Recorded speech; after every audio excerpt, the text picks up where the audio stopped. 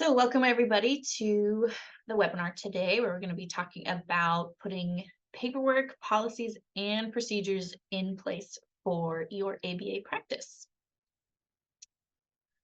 I'm your host today. My name is Liz Krolder-Kumar.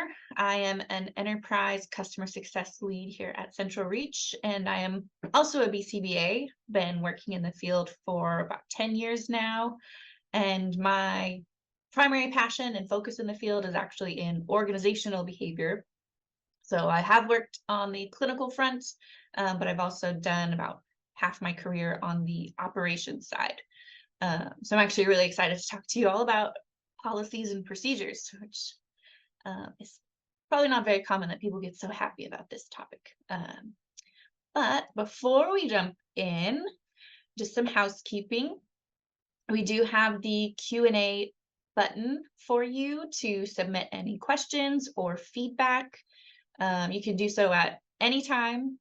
Your questions are hidden to all other attendees. Only myself and the other hosts can see it. So please do feel free at any time to post questions. We will also be recording this call or this webinar, and we will be sending the recording as well as some awesome resources for you through email. But please allow about 2 to 3 business days for everything to process.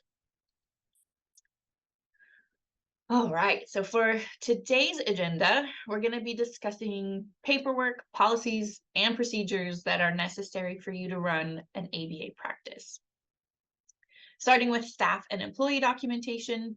Even if you are running your practice by yourself, you're still going to need a certain amount of internal documentation for yourself as well as future staff. Client documents, we're going to be covering policies that you'll need to keep you protected as an organization, as well as documentation to inform your clients about what they can expect from you and what you can expect from them.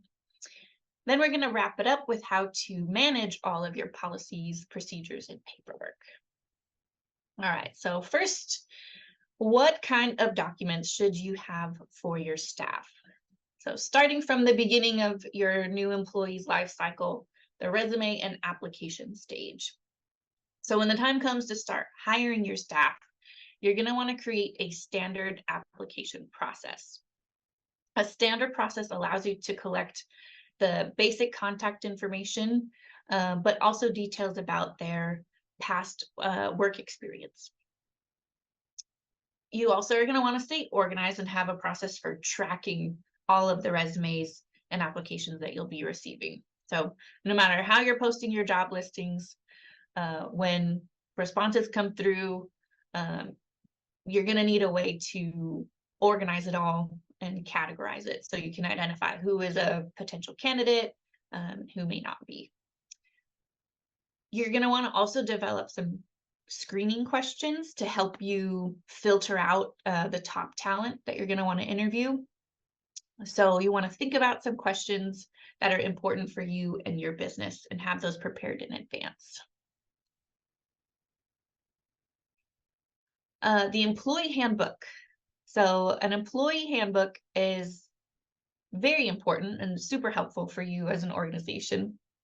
It is basically like a Wikipedia for your employees.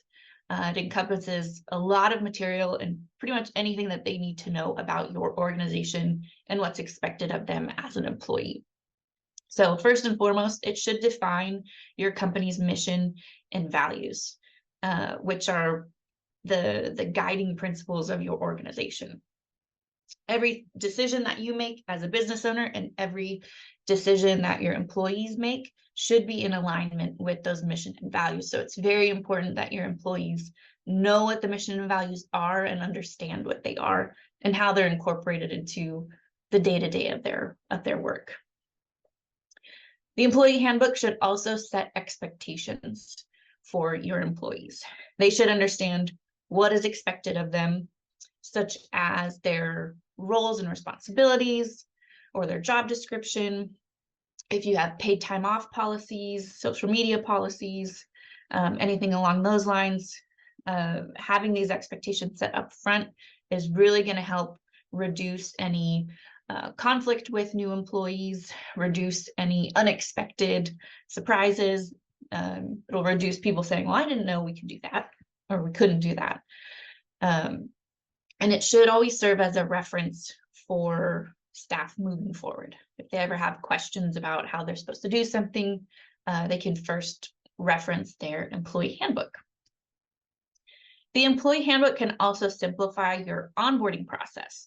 So the more organized your handbook is, the better you can prepare your new staff during their onboarding process.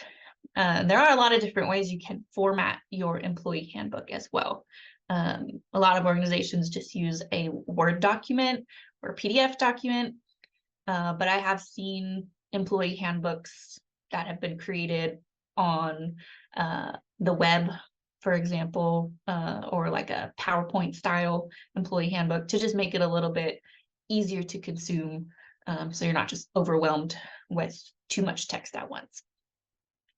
Finally, the employee handbook will provide protection related to compliance issues. I am going to say this probably more than once during this presentation. I am not a lawyer. I cannot provide legal advice, but I can generally recommend that you, first of all, always speak to an attorney about legal requirements for your business and for your practice. But just in general, having a handbook will put in place details about legal requirements and expectations of your staff, and it will reduce the chances of there being compliance issues. So, for example, something that's come up a lot more after COVID is having policies in place about mobile work and mobile devices. Central Reach does have an employee handbook checklist, by the way. We will be sending that out with the recording, and it will give you great points on what to consider when you are creating your employee handbook. All right, payroll documentation. So whenever you're taking on a new employee, not only are you going to need a procedure on how to pay that individual, but you are also going to need to collect certain details about them and have a procedure for tracking their services. You're going to be collecting general information about that employee, such as their name, their address, their phone number, date of birth, social security number. And you're also going to need to provide tax withholding forms, such as a W-4. You're also going to want a policy in place for tracking their time and attendance or their services provided. So no matter how you pay your staff, whether they're salary or full-time or contractor, you should have some visibility into what work they're actually doing. You can set up a general timesheet policy to cover all of your staff, or have policies based on their role. So for example, hourly staff would submit timesheets based on every hour that they've been working, and salary staff, maybe they only have timesheets for billables, and so on. So some things to consider with timesheets is what sort of template are you going to be using? How are staff going to be submitting their timesheets? How often should they be submitting timesheets? Will you have a policy for late or missing timesheets? And then for your salaried staff, are you going to be requiring a set number of billable hours? You're also going to want to keep track of payroll in the form of payroll records. So you're going to want to keep track of their pay rate, their overtime earnings, any bonuses that they earn if you have a bonus structure in place, as well as your employer contributions if you're paying towards their 401k or health plans, any expense reimbursements, and then just a general payroll history. Finally, you're going to want to have a termination process in place. So when someone is terminated or they resign, you're going to need to have a procedure for offboarding them. So when do they collect their final paycheck, for example? Or what work items or resources do they need to return back to you if you provide them with certain devices, for example. And then, are there any action items that they need to complete before their last day? All right. Next are your sick and cancellation policies. These are very important, just in general, for making sure your employees know what is expected of them. But to outline these, first, you're going to want to think about how much paid time off versus unpaid time off staff will have. It is inevitable.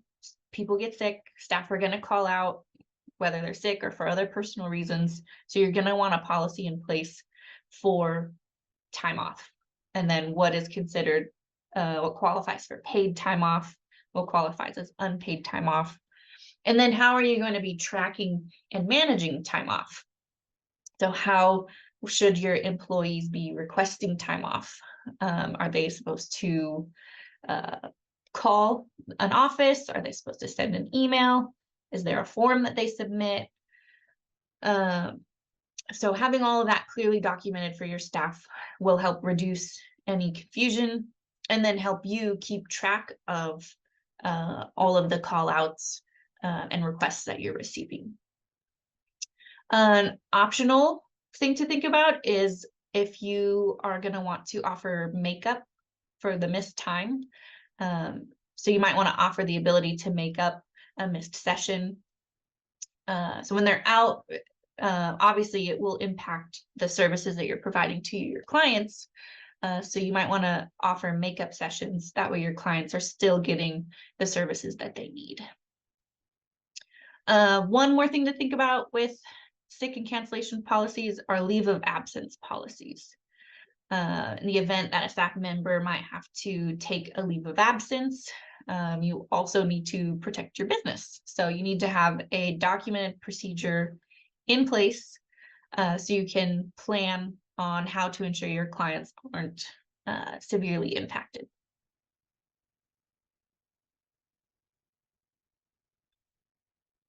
All right, employee benefits. Employee benefits are a great way to separate yourself in the market when you're trying to attract talent. So you're going to first want to establish a budget for what you can afford for employee benefits. So for example, things like offering healthcare, health insurance, retirement, your paid time off benefits, as well as any additional benefits that you might want to add. As a new practice or a smaller practice, you may not be able to offer a lot of benefits due to a limited budget, but you do want to start thinking about it and offer what you can to help you get started and to help, again, separate yourself from other organizations out there trying to hire new employees. You're going to want to provide a summary of your health and medical benefit options. So things like medical care, dental, vision, life insurance, and so on. And if you are going to offer those, you're going to want to detail the details within the insurance plan themselves and what it might cost. What it might cost you, but then also what it's going to cost the employee out of their paycheck each month. If your company is going to be paying for part of the insurance, you're going to want to include those details as well. And then you're also going to want to work with an insurance agent. They are great at really making sure you understand what packages you're offering to your employees, but they will also provide you with resources that covers a lot of the details that you're going to want to share with your staff or potential new hires. Another benefit that you can offer are the flexible vacation and paid time off policies.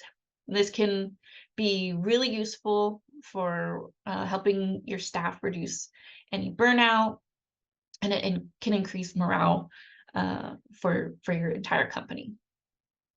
Finally, retirement or saving plans is another benefit you can offer.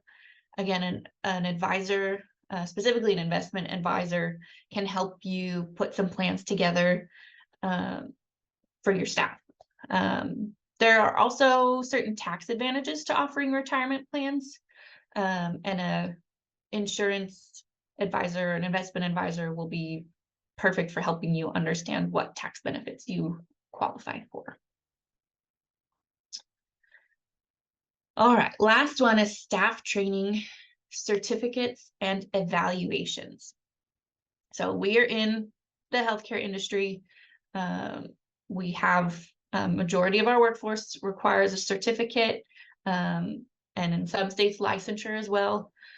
So in order to stay compliant, you're going to want to track those requirements, as well as track any CEUs and trainings that you're providing. It's really important that you are tracking these, just so you can stay on top of it, especially with expiration dates. You're going to want to think about using a solution that allows you to track those expiration dates.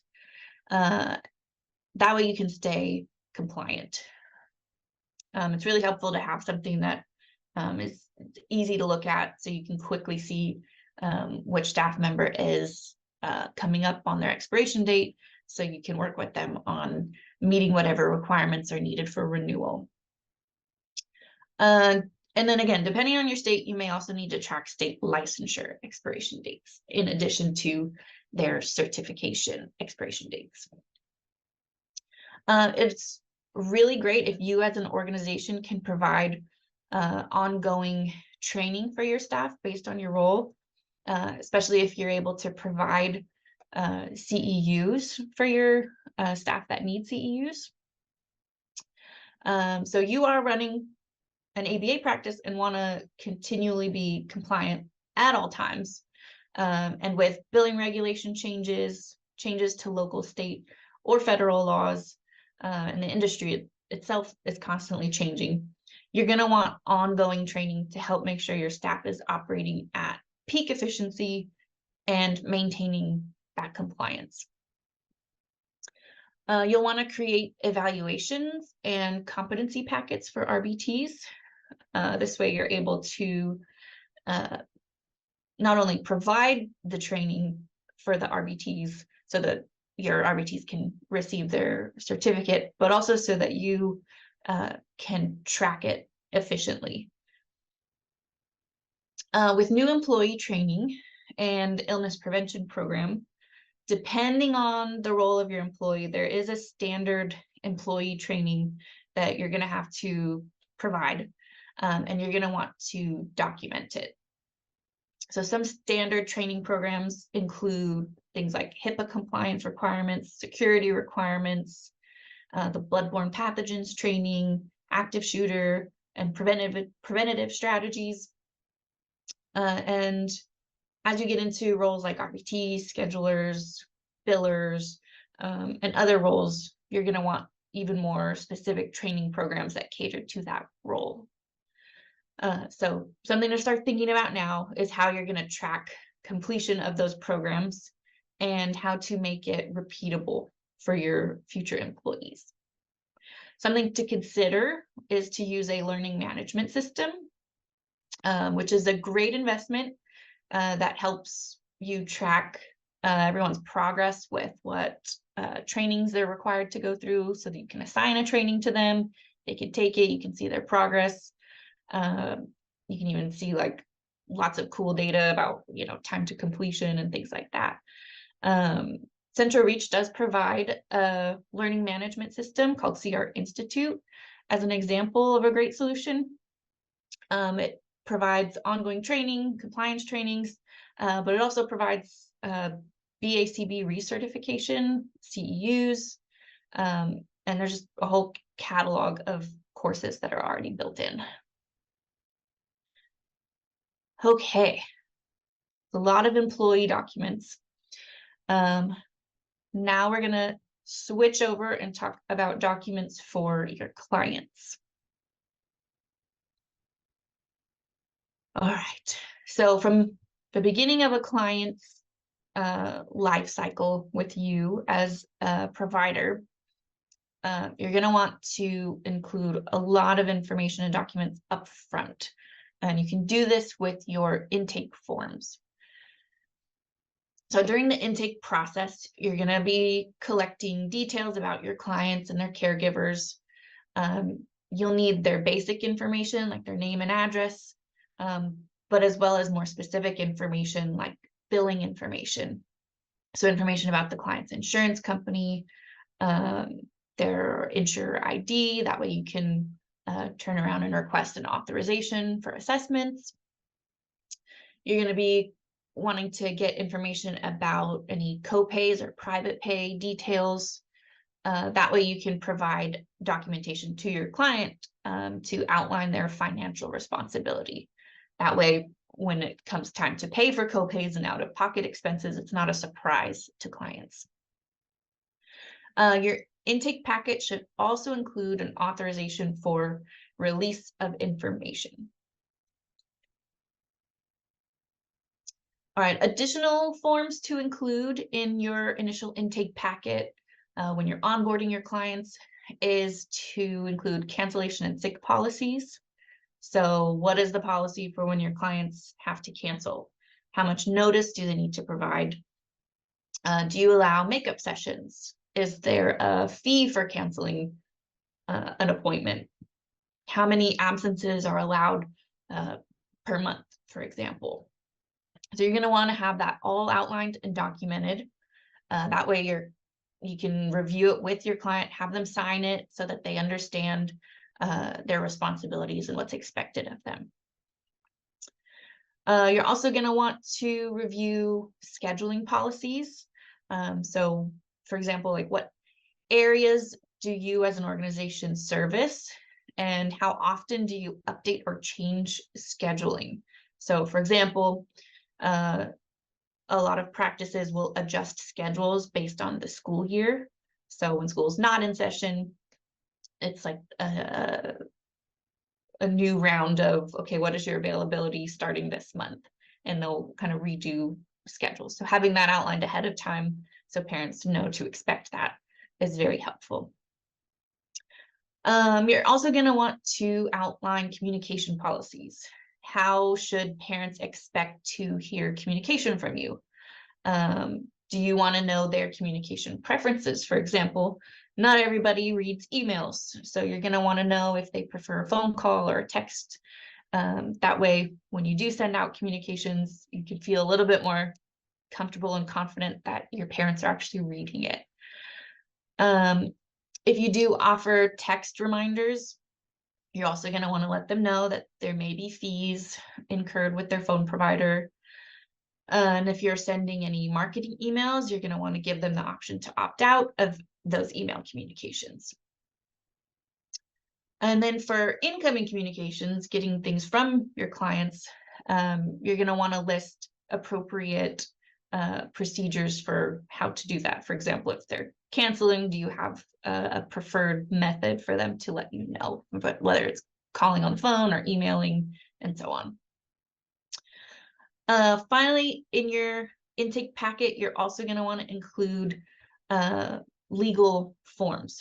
So things like a HIPAA acknowledgement, again, the financial agreement, a notice of privacy practice, and then, just in general, letting your clients know what rights they have. Again, I'm not a lawyer. These are just general recommendations, but please always talk to a lawyer, have a lawyer review your intake form ahead of time so they can make sure you're in compliance with your local regulations and laws. All right, physical management and consent. So if your practice will be using any sort of physical management with severe behavior, you're going to need a signed consent outlining what type of physical management strategies are going to be used, who is going to be implementing those strategies, how are they going to be implementing those strategies, under what circumstances will those strategies be implemented, and then what associated risks are there with physical management. So you're going to want your clients to understand the associated risks, as well as, why you'll be doing this, and get their consent before doing this at all with their client.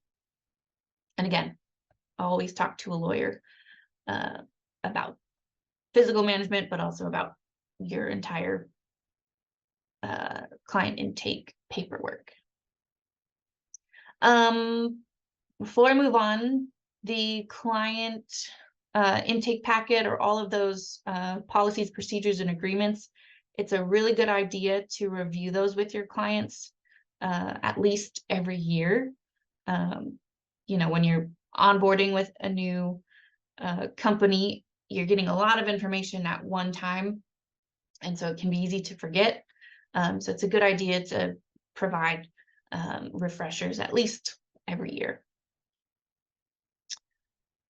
Okay, so just real quick, if you aren't familiar, CR Essentials is a product that Central Reach does provide. It's an all-in-one software solution designed specifically for startup practices. If you're looking for a way to manage your documents, CR Essentials does give you the ability to upload documents and stay organized, so you're tracking the expiring documents or certifications. CR Essentials also includes integrated practice management and data collection to help you streamline your process from beginning to end in order to provide optimal client experience and an optimal experience for you as well. It's fast, it's easy to get started and set up, and you also have personalized support to help make sure you're comfortable with the tool. There's currently a free trial option where you can use the product for free until you onboard your first client. So please reach out if you're interested in checking it out. Oh, all right, so we do have a few minutes for any questions. So again, you can use that Q&A button to ask a question. And then just as a reminder, at the very end of this webinar, you'll have a survey that will pop up. So if you could please take, I don't even think it takes longer than 30 seconds. It's only a few questions that come up. But please respond to our survey so we can get your feedback. All right, let me check the Q&A. Where did that go? Okay, let's see. All right, so we have one question here about, oh, why it's giving me a hard time. Okay, this one is about,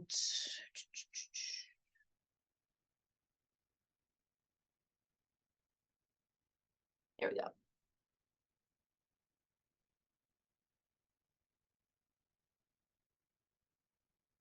Okay, we have one asking if Central Reach assists with registration with insurance companies. That is a good question. We cannot do it for you, but we do have clearinghouses that you can work with that do simplify and streamline that process. So good question.